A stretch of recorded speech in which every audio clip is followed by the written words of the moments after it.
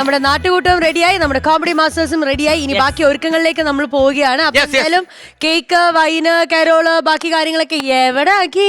ഞാനാണ് ഏറ്റത്. നിങ്ങളിപ്പോ രാവിലെ കുളിച്ചൊരുങ്ങി വന്നപ്പോ നിങ്ങൾ ഇതൊക്കെ കണ്ടോ? ഇതെല്ലാം സെറ്റല്ലേ? പിന്നെ ഞാന് ഇച്ചിരി തിരക്കായതുകൊണ്ട് നമ്മുടെ നാട്ടില് നമ്മുടെ നെടുമങ്ങാട്, വെഞ്ഞാറമൂട്, നമ്മളെ കാര്യായിട്ട്, കല്ലറ, വാങ്ങോട് തൊട്ട് കുളത്തൂപ്പുഴ വരെയുള്ള ഫുൾ ഏരിയയില് നമ്മളൊക്കെ ഇങ്ങനെ എന്തെങ്കിലും ആഘോഷം വന്നു കഴിഞ്ഞാൽ നമ്മളല്ല ചെയ്യുന്നത്.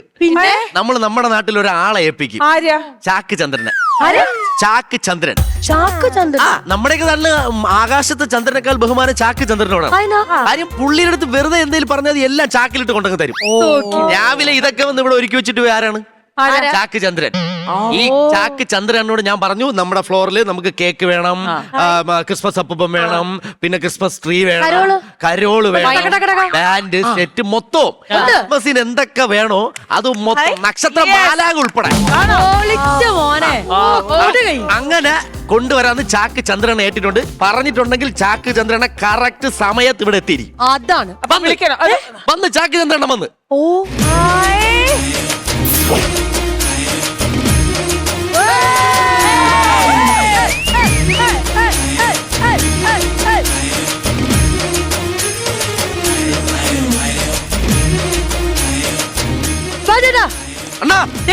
അണ്ണനെ വിളിക്കണോ? അണ്ണാ ഇവിടെ നിർത്തറ തല ഇരിക്കുമ്പോ വാലാടണ്ട. ബാക്കിലോട്ടില്ലേ? അണ്ണൻ അറിഞ്ഞൂടുന്നോണേട്ടാ. അണ്ണ ഇങ്ങോട്ട് വരും. അണ്ണ ഇവിടെ ഒരു ഗുണ്ട വരുമ്പോ നല്ലൊരു മ്യൂസിക് ഇല്ലേ? എന്തെങ്കിലും ബുദ്ധിമുട്ട് ഇവിടെ വന്നപ്പോ സെക്യൂരിറ്റിയോ ഒരു പ്രശ്നമില്ലായിരുന്നല്ലോ. ബുദ്ധിമുട്ട് ചന്ദ്രന്റെ അടുത്ത് ബുദ്ധിമുട്ട് കാണിക്കാൻ ആരാണ്?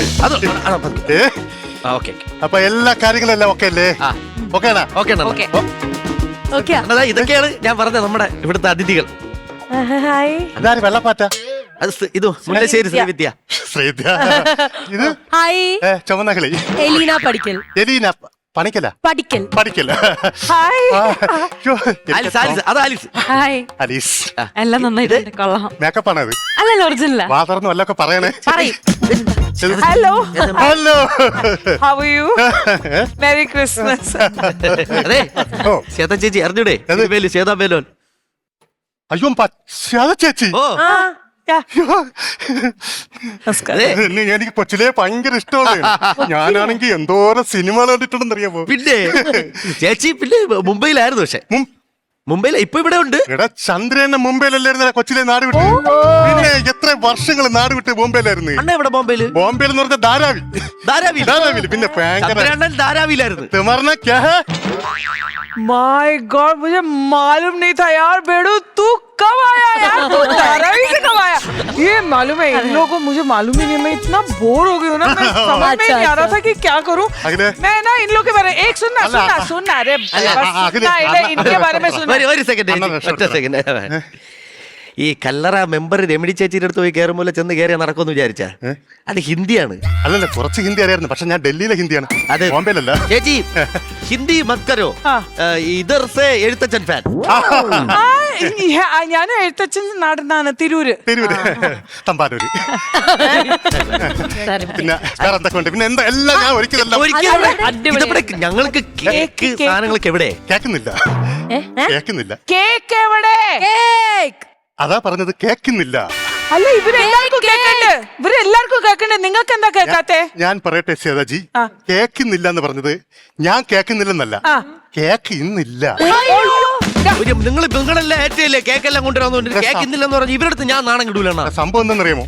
ഞാൻ ഈ ചാക്കിലാണല്ലോ എല്ലാം കൊണ്ടുപോയിക്കൊണ്ടിരുന്നത്.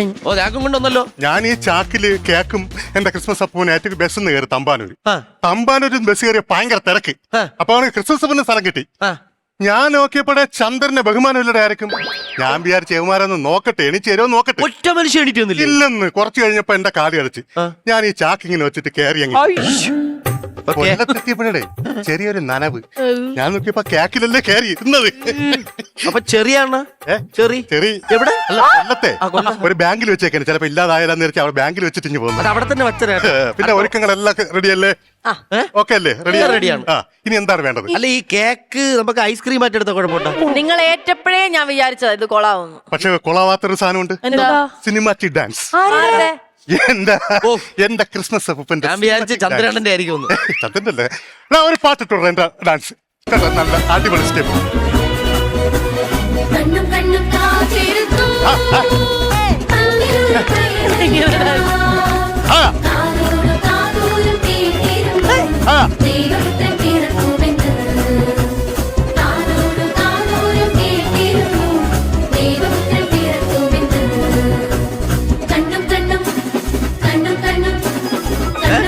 മതി മതി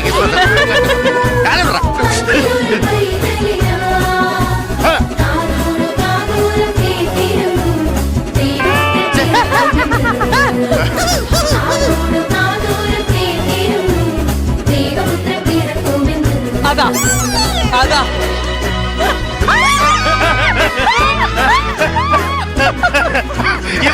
ഇവനെ ഞാൻ പിടിച്ചവനാ. ഇവനെ ഇല്ലല്ല ഇല്ലല്ല ഞാനേ ഇവൻ 2 വട്ടവും ശ്രീവിദ്യയുടെ അടുത്ത് ഞാൻ ചവിട്ടിത്തള്ളി വിട്ടിട്ടും ഇവൻ വീണ്ടും അങ്ങോട്ട് പോകും. അപ്പോഴേ എനിക്കൊരു ഡൗട്ട്, ശ്രീവിദ്യയുടെ ആളാണെങ്കിലും നമ്മുടെ ചങ്കായതുകൊണ്ടാണ് നമ്മളെല്ലാരും ഭയങ്കര ശ്വാസമേ പാതയിൽ പാതി സോ ക്യൂട്ട്. അല്ല അതിന് എന്റെ അടുത്ത് പറഞ്ഞു ചെവിയിൽ വന്ന് അണ്ണാ അയാളെ കൊണ്ടുവരുമ്പോ നല്ല വൃത്തിയുള്ള ഒരാളെ കൊണ്ടുവരണം, മോശക്കാരൻ. ഞങ്ങൾക്കുണ്ടല്ലോ, ഞങ്ങൾ ആദ്യം വിചാരിച്ചു പ്രണവാന്ന് ഞാൻ വിചാരിച്ചു, അല്ല ഞാൻ ആക്ച്വലി ഞാൻ മൈൻഡ് ഔട്ടായി. ഞാൻ വിചാരിച്ചു മോശമായി പോയി. അപ്പൊ അനുചേട്ടൻ്റെ അടുത്ത് ഓക്കെ അല്ലേ എന്ന് ചോദിക്കുന്നുണ്ട്. അപ്പൊ ഞാൻ ഓക്കെ എന്ന് പറഞ്ഞു. ഇങ്ങനെ കാണിക്കുന്നത് ഇത് ഏതാണ് ഈ കുട്ടിയുടെ? ഇല്ല ഞാൻ അതിൽ തന്നെ ഭയങ്കരത്തിൽ ഞാനേ ഇങ്ങനെ പിടിച്ചു കഴിയുമ്പോ ഞാൻ ഭയങ്കരത്തിൽ ഇതായി പോയി. അപ്പൊ പിന്നെ ഷൂട്ട് അടക്കല്ലേ, ഞാൻ എന്നിട്ട് ഉണ്ടായിരുന്നതാ. ഞാൻ അപ്പളെ ഇവിടെ പറഞ്ഞായിരുന്നു ചിന്നു പ്രതികരിക്കത്തില്ല ഷൂട്ടല്ലേ എന്ന് പറഞ്ഞിട്ട് അവള് കൈ കട്ടങ്ങാനും പറയണോ.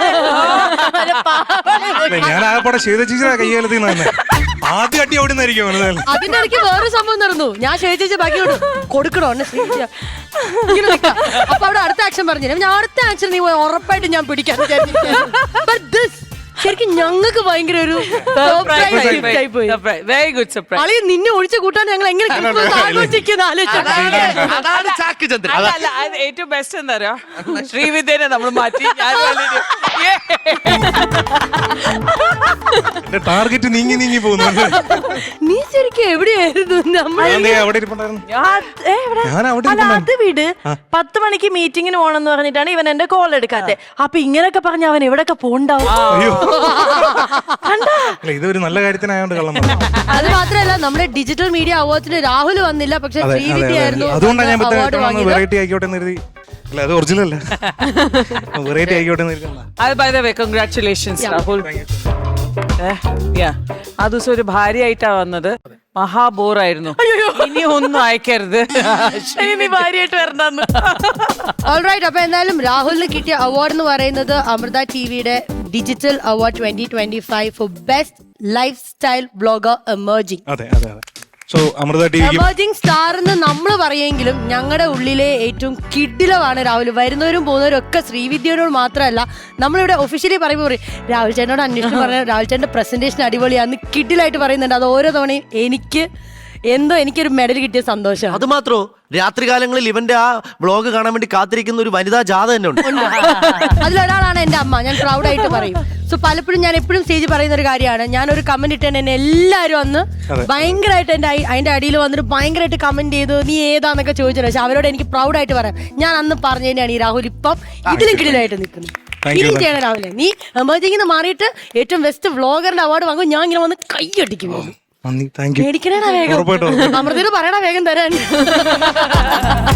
അപ്പോൾ അമൃത ടിവിക്കും ഈ പറഞ്ഞ പോലെ നിങ്ങൾക്ക് എല്ലാവർക്കും, എനിക്ക് ഇതിനു മുന്നേ ഈ പറഞ്ഞ പോലെ ആദ്യത്തെ റെക്കഗ്നൈസേഷൻ വരുന്നത് നിങ്ങളിൽ നിന്ന് എല്ലാവരും നിന്നാണ്.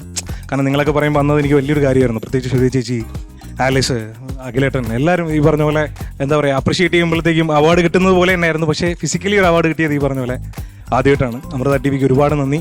ഇതിൻ്റെ ഒരു കുടുംബം പോലെയാണ്. മൂത്തേച്ചി മുതൽ അനിയന്മാരില്ല, മൂത്തേച്ചി മുതൽ എല്ലാ ഏട്ടന്മാരും ഇളയ അനിയത്തി ഉൾപ്പെടെ ഇവിടെ ഈ പറഞ്ഞ പോലെ ഒരു കുടുംബം പോലെയാണ്. എനിക്കത് എപ്പോൾ വേണമെങ്കിലും കയറി വരാം, ഇടയ്ക്കിടയ്ക്ക് വരാറുള്ള ഒരു കുടുംബമാണത്. അപ്പൊ ആ കുടുംബത്തിൽ നിന്നൊരു അംഗീകാരം കിട്ടുമ്പോൾ അത് വലിയൊരു കാര്യമാണ്. സൂപ്പർ. എടാ അടുത്ത് നിനക്ക് സ്റ്റേറ്റ് അവാർഡ് കിട്ടുമ്പോൾ നീ മാവേലി വശത്തിൽ അന്നും ചാക്കിലാണ് കൊണ്ടുപോണത്.